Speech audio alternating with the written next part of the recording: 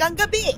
Pukpukan at round the clock na nga ang paghahanda sa Gwanghwamun Square dito sa Seoul, South Korea. The stage is set para sa much-awaited comeback ng global superstars na BTS para sa muling pagsasama-sama nina Jin, Suga, J-Hope, RM, Jimin, V at Jungkook. Andito na tayo sa Ground Zero kung saan magaganap ang comeback of the decade ng OT7, ang BTS. Kaya tara na, mag-ikot na tayo at silipin na natin kung saan magaganap ang historical moment na ito. Concert feels na rin sa paligid ng square from the Palace to Seoul Plaza dahil sa mga nagkalat na teaser videos sa mga LED walls ng mga building. Inilatag na nga ang seating sections at mga screen na papanooran at event advisory para sa mga bibisita sa lugar. Ang police buses, traffic officers at security nakadeploy na rin sa palibot ng perimeter. Aabot sa 8,000 personnel ang ipapakalat. Pati mga establishmentong katabi, gaya ng mga convenience store, 8 to 10 times daw ang idinagdag sa kanilang supply, lalo't daragsa ang army. 22 to 26,000 ang capacity ng Gwanghwamun Square, pero ang inaasahang army na darating, 260,000 lang naman mula sa iba't ibang sulok ng mundo sa darating na Sabado.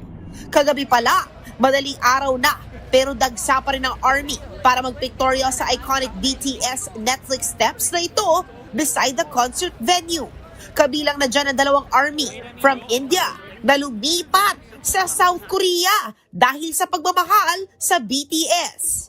They inspire me a lot. Like, they give me the light for my life, and I'm so happy that I found them. They inspired me to move to Korea. Like, I was an IT engineer.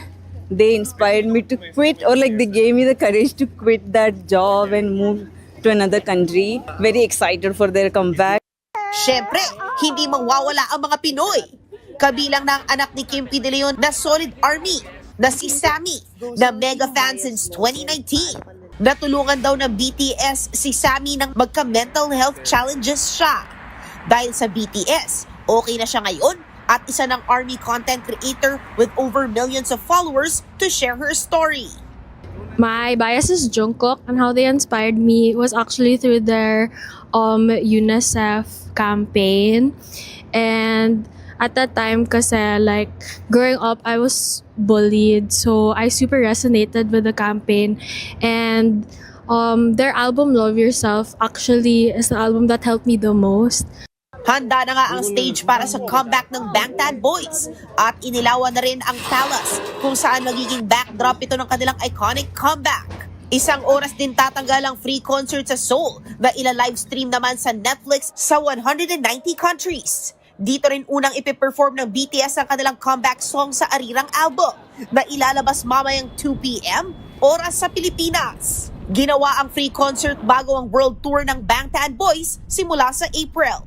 At sa Sabado, March 21, panoorin ang Kapatid Network special coverage sa BTS Comeback.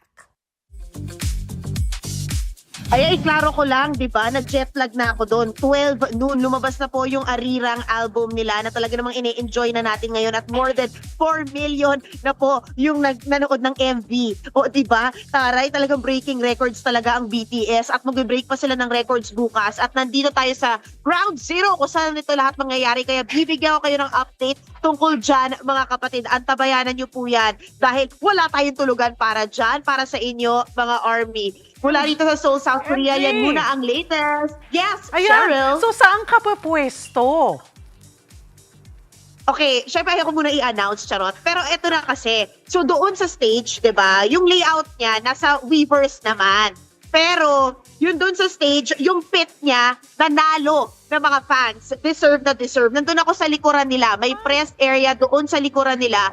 At doon tayo kukuha. At syempre, di ba, kinuha na natin yung yung gamit actually natin ngayon na mobile device. Talagang malakas yung zoom in niya. Kaya nananalig tayo rito na maibigay sa inyo. Ang maganda pa dyan, ang big hit at music at Netflix. Ibibigyan tayo ng mga exclusive clips from the concert para ma-enjoy pa natin in cinematic HD yung performances dito sa telebisyon pag napanood ng mga army.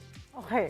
Doon sa, semi-army na may mga edad na katulad nito. Yeah, okay, this will be live on Netflix tomorrow. Yes, live siya sa Netflix tomorrow, 9 p.m.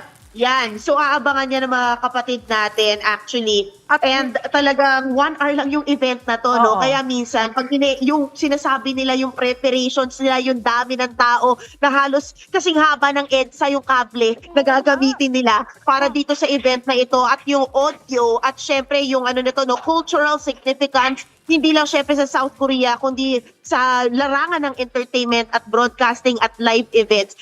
Minsan, nawiwindang ako, 1 hour lang talaga tong event na ito bukas. But it will be something we will remember because it's monumental. It's gonna be the first.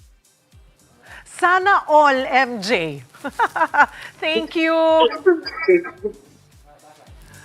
Mga kapatid, tumutok po sa aming special coverage sa long-awaited comeback concert ng global superstars na BTS bukas March 21. Yes, meron po kaming special coverage. Abangan ang updates ni MJ Marfori live mula sa Seoul, South Korea. Pwede ring makibahagi sa social media.